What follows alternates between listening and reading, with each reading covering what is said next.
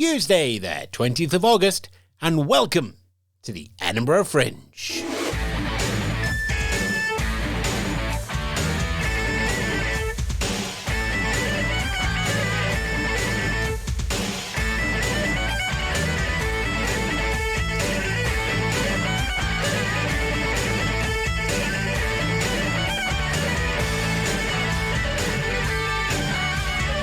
Yes, good afternoon, good morning, good evening, welcome wherever and whenever you are. It's a Tuesday at the Fringe, but more importantly, it's the final Tuesday of the Fringe.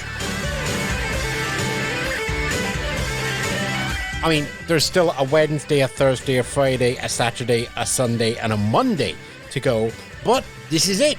This is the final Tuesday. I mean, I'm picking it up. Tuesdays aren't normally this exciting. We wait for Wednesday.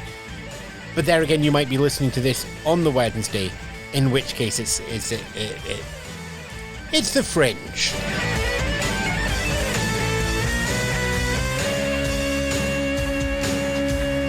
Yes, welcome your ears back to Edinburgh. Myself, Ewan Spence, once more behind the microphone, ready to bring you an interview and a look around the largest arts festival in the world for today. The very, very, very exciting, I promise, Tuesday, 20th of August. Of course, there will be other Tuesdays at the Fringe, not least when we get to 2025. But until now, what do you take away from the Fringe? For a lucky few, it's an award. And there are a lot of awards throughout the Fringe. Many of them are well known. The Scotsman Fringe First that we've been keeping you up to date with every Friday.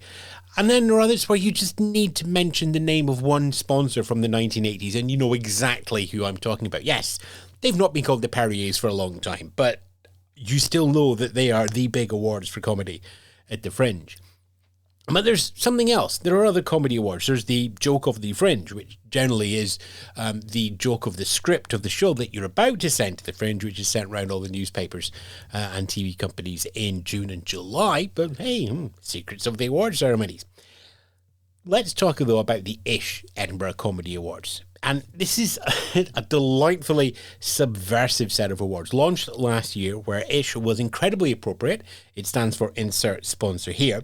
Now it's just slightly ironic as Jones Bookmaker from London is the actual sponsor. So the full title is Jones Bookmakers Insert Sponsor Here Edinburgh Comedy Awards 2024. Love it. And that sponsorship money, by the way, goes direct to the artists who win the awards. Now, 30 judges, panellists have been going around all the comedies and going more than once to get to from the entry list down to the long list, which I have in front of me now. There's 38 names on it for the main award prize. That's going to go to a shortlist, which is announced late on Wednesday, to finalists Thursday, Friday, so they can enjoy the final weekend as an Ish Award winner. I'm not going to go through all 38. I will put a link back in the show notes to the news articles covering that so you can flip through the list yourself. But it is good to say Finlay Christie and Louise Atkinson in that list, probably because we interviewed them on this podcast earlier on this year in the Fringe, so it's always nice to know that the radar is still picking up some great talent here on the show. Right then, on to today's interview. Juliet Cowan has an impressive CV of character roles in television and film following her stand-up appearances some 25, 30 years ago. Yet 2024 is our first hour of comedy at the Edinburgh Fringe. The delightfully titled show, especially if you have a podcast that goes out on the radio, F off and leave me alone. I'm just going to dance around that one, yeah. Anyway, during that show, Cowan is looking at the impact of the menopause and its reflection on the rush of hormones in her teenage life. How similar, how relatable are those two moments of a life. We talk about how stand-up was a way for her to get into an acting career and how that has managed to fit around her family life, being recognised by different generations for different roles in stage and screen, and the challenge of having your children come and watch such a confessional show on the Edinburgh stage.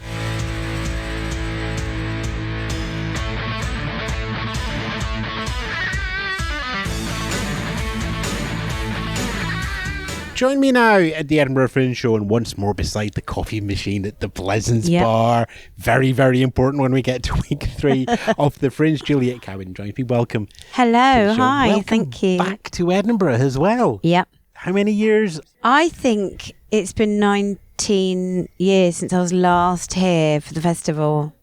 It's a long time, isn't it? Why come back? I'm an actor. That's my day job, and I've done a lot of acting, and but I often play like somebody's mum, which is great, that I love.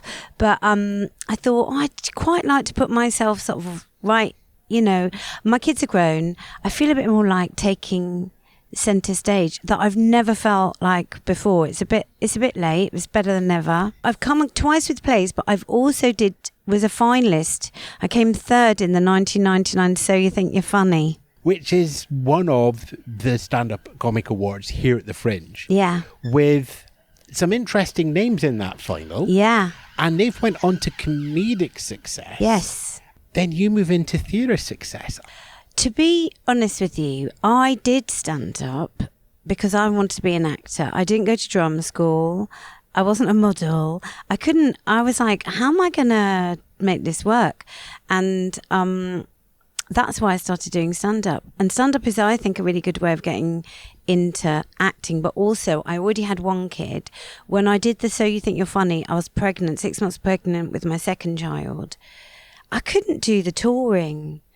With little kids, if you're their primary carer, I think it's really tough. Unless you're rich, you've got a nanny, or you're lucky, you've got like parents who really help. I just couldn't do it. So, but also my dream was to be an actor. But I missed stand-up. So by that point, I was all ready. I'd done my first big job, which was a BBC show called This Life. And I sort of was working, but I was still combining the two because, you know, when you're an actor, you sort of have to sit at home and wait for people to come to you. But when you're a stand-up, you can just go and book gigs. You don't necessarily get paid for them, but you can go and do your thing. And that's great, I think. There's a portion of my audience now that are going, This Life, I rebel. That's, you know, that was such a life-changing show for many people. But when I look down the list of some of the shows that you've been in, you've had the chance to connect with so many age groups in many different genres. Yeah. But none of them have put you at the top line of the billing. No. You're just one of the... And please take this in the best way. You're one of those faces. Yeah, I am. And I think that's partly because I've got kids. For me, I'm not saying... I've got kids, and I think that while they were still smaller, I didn't have that main character energy to give. I love my job, and hopefully I'm good at my job, but I always kind of snuck off to do my job. Do you know what I mean? My main job was always being a mum, and it's one of the reasons why I didn't do much theatre, because theatre really swallows you up. And now that they're grown, I've only really just started to go, actually, I'd like to be writing... I'd like to be top of the bill. I'd like to do like my own show, and that's amazing. But I didn't have it so much before. I was just glad to get work and really enjoyed the jobs. Really lucky to, you know, phone shop, pulling, skins, fresh meat, brassic. I mean, I've just been into and kids things as well are amazing, because kids grow up and they're like, oh my God, you were part of my childhood. For everybody that's listening to this going, This Life, there's another group going, Sarah Jane Adventures. Yes, there are. In fact, the girl Joe Milson, who played my husband in Sarah Jane Adventures, came to see the show the other day, and the gorgeous Bethany, who does the door, she was like, oh my God, this is my show when I was growing up, and it's almost like meeting my parents. Yeah, it was great. So what brought you to the Fringe this year? I'll come back to that question. So, to be honest with you, what I wanted to do was I wanted to copy another stand-up who I love called Louisa O'Milan. She was doing this weird little tour of Europe in tiny little, you know, if you're an English speaker in Europe, there's not that much comedy that you can see necessarily. I was like, that's what I want to do. I went to see a promoter and he was like, no, we'll do Edinburgh. I was like, oh, okay, let's do Edinburgh then. So here we are. It was like that year of saying yes. You know, when you go, no, yes, okay. So when did your promoter say we're doing Edinburgh? Say last Christmassy time. So not that long to get everything ready. No.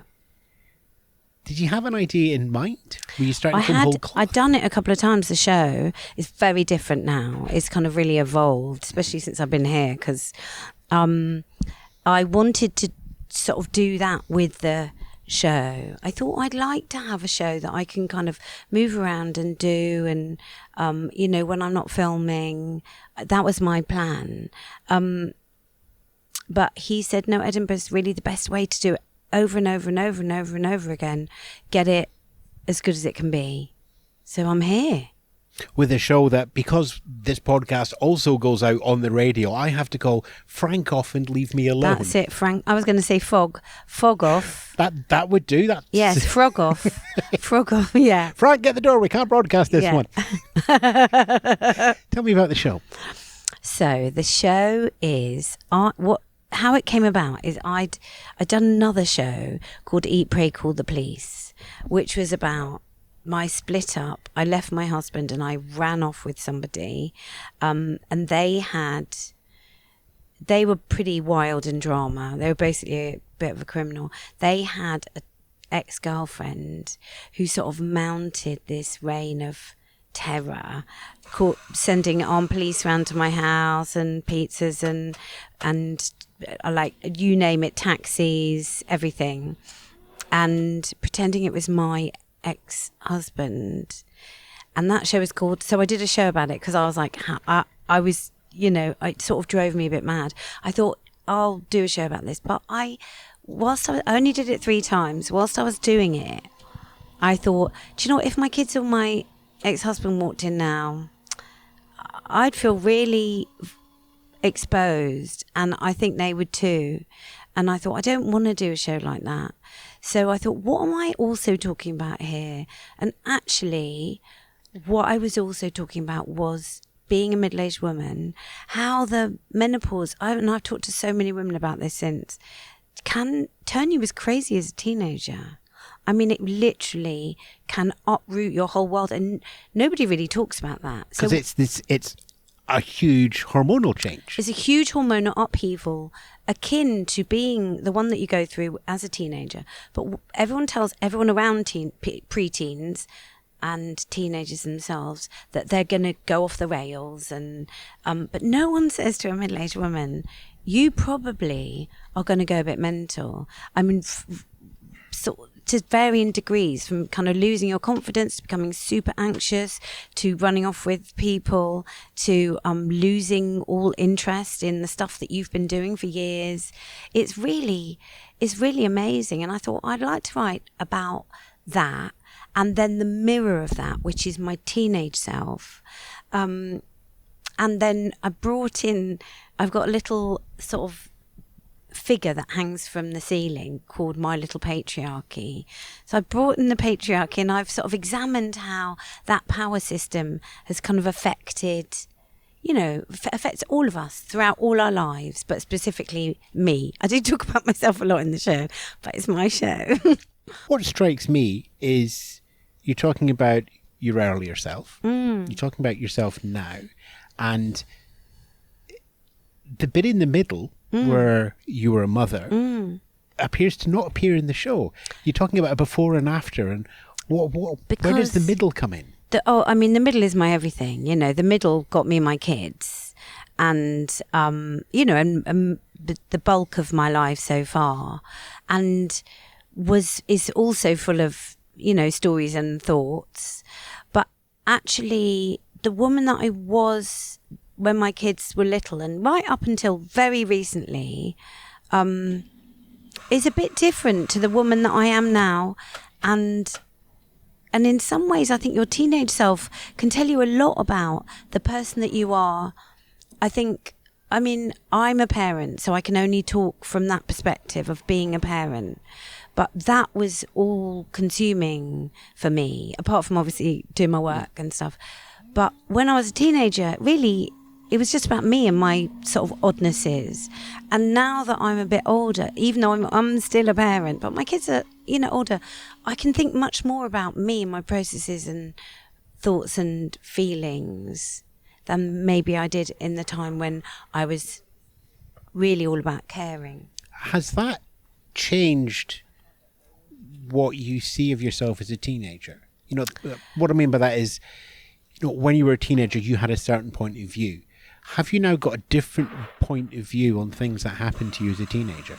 Oh, I see now why I was the way that I was when I was a teenager. I was very booky. I was a bit odd. I was quite sort of, it's the nice word is quirky. I think I was a bit scared of life. In a weird sort of a way. And now that I'm much older, I am still very scared of life, but I've really lived that, feel the fear and do it anyway.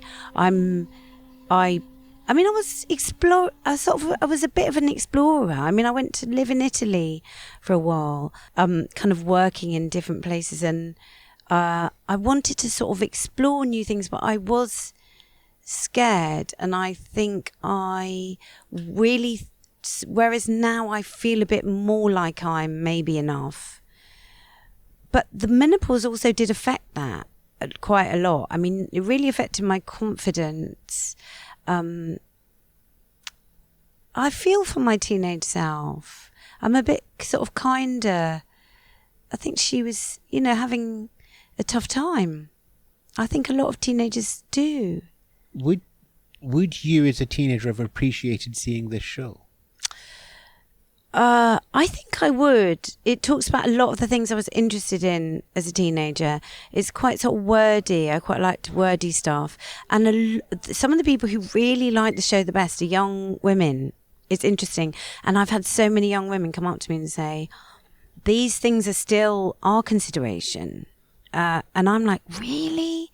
Things that I went through as a teenager. I talk a lot about losing my virginity. I don't actually talk about actually losing my virginity, but sort of how I felt about it. And I was kind of obsessed with it because I was the last one of all my friendship group to do that. And in the beginning, I was like, I'm going to meet somebody that I'm fall madly in love with them. And by the time I was literally the last standing, I was just like, oh my God, I got to get rid of this. This is just a millstone around my neck. And now I'm hoping that for young, especially women, like virginity is not even a thing. Do you know what I mean? It's literally a construct of the patriarchy. It's more about an experience rather than a penny that you lose. Do you know what I mean? And how is this helping you relate to your children? I steeled myself to let them come and see it. My girls came up this week and they came again and they love it. I think my son finds it a little bit, it's quite an exposing show. It's very honest. It's quite raw, and it talks about what it's like to be a middle-aged woman and teenage girl in very sort of honest terms. But he was like, I'm really proud of you, Mum. And I feel a bit like doing the show, I'm sort of hopefully not just doing it for myself. Lots of, like, there's things in the show that people have been like, oh my God, now I know. Like, I do this thing where I put on these estrogen goggles, and so many people have said to me, oh my God, I'm literally physically taking off my estrogen goggles to do certain things and then putting them back on to do other things. I try and sort of name things and expose them. That's what I want to do. Are you still an actor? Oh my God, yeah. Are you still a stand-up? I think this month, or it's not yet a month, it feels a bit like a month. It's literally been a crucible for me, because I think I came, I'm very recognized. Like you said, people really recognize my face, and and I get very, very little negative feedback. And I've been really lucky to be in amazing shows that people have loved. And I think I came with a bit of a people pleasy. It's not an easy show necessarily. It's funny, but it's not straight stand up, and it's got quite a lot of ideas in, and they're often presented in quite a rambly way on purpose, because I think women often talk in quite a circular way. They bring in stories to illustrate things that, you know, and my people pleasiness has been a bit rubbed off. I was a bit like, oh God, I cannot please every Edinburgh audience every night. So I'm just going to have to be me. And that actually is a massive gift. And also every day I've worked on the show and written new jokes, honed old jokes, brought stuff in. I mean, I said to someone the other day, you know, it's an expensive thing to come to Edinburgh and to carve a month out of my actual career. But I mean, if you could pay what Edinburgh costs to do a month-long intensive stand-up course where you would definitely come out a much, much better stand-up, I think you would. I mean, I've cried nearly every day. I've had highs and lows, and it has been tough, but it's toughened me up. And I think that if you're a stand-up, you have to have be a sort of loving toughness, because if you're that worried about what people think of you, you just can't get up every night in front of people who don't necessarily like what you're saying or enjoy what you're saying, or, you know, you have to go. I'd love you all to love my show, but the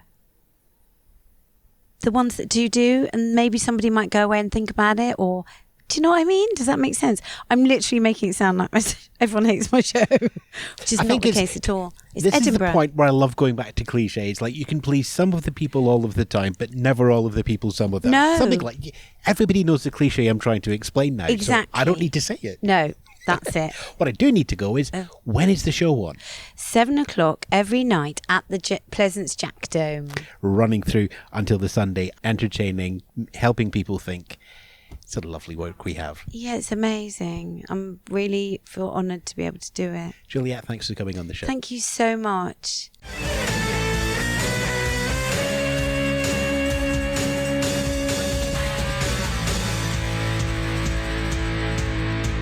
Juliet Cowan there with Frog Off and Leave Me Alone. How many other things can I do with that? Well, I'll get to the end of the show, I think. Anyway, there we go. Francoff is going to be playing at Pleasance Dome. It's at 7 p.m. every night through until the 25th. Links, as always, back at our website, edinburghfringe.thepodcastcorner.com, and we'll link to Juliet's websites and social medias there as well. Also there, as mentioned, will be a link to the news coverage of the Ish Comedy Awards long list for 2024. And depending on when you listen to this, you might also see the shortlist as well. And if you're listening to this in September, there will be a winner posted up on their website as well. But no matter when, where or how you are listening, the usual link, like, love, share, subscribes are always welcome. Star ratings and reviews wherever you listen to and find your podcast is appreciated as well. Helps more people find the show. I mean, that's the Fringe all over, isn't it? Help me to help people find the show if you like it. That's what we do here with the shows out there. That's maybe what you do with the show you're listening to now. But wherever and however you enjoy your arts, thanks very much for listening. I'll catch you at the Fringe or beyond. Ta-ra for now.